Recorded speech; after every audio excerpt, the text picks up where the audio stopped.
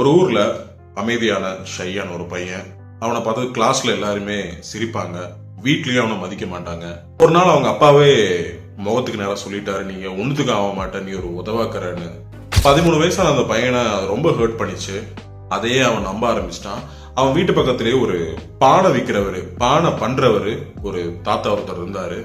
இதையெல்லாம் பார்த்து அந்த அழுகிற பையன்கிட்ட போயிட்டு, நீ ஸ்கூல் முடிச்சுட்டு எப்பவுமே என்னோட பானை கடையில வந்து ஒர்க் பண்ணு அப்படின்னு சொல்றாரு.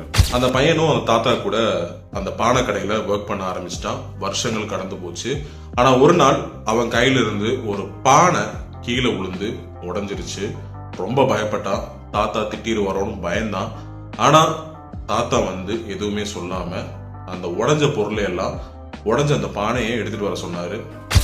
அந்த உடைஞ்ச பானைய அவரு கோல்டு தங்கத்தை உருக்கி ஒட்ட வச்சு பாதுகாப்பா வச்சாரு.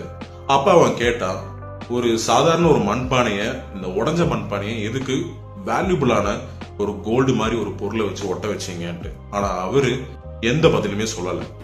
அந்த கோல்டு வச்ச பானைய நிறைய பேர் வந்து கேட்டாங்க. ஆனா யாருக்குமே அவர் கொடுக்கல.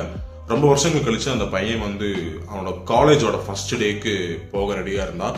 அப்போ அவருக்கு அந்த தாத்தா அவனுக்கு ஒரு கிஃப்ட் வந்து கொடுக்குறாரு. திறந்து பார்த்தா இந்த கோல்டு வச்சு ஒட்ட வச்ச அந்த பானை கூடவே ஒரு லெட்டர் வச்சிருந்தாரு.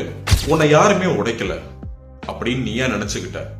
அண்ட் ரிமெம்பர், அந்த பானையை நான் ஒட்ட வைக்கல, உனக்குள்ள உடைஞ்சிருச்சுன்னு நீ நினைச்ச விஷயங்களை எப்படி நல்ல விஷயங்களை வச்சு ஒட்ட வைக்கிறதுன்னு உனக்கு காமிச்சு கொடுத்தேன்.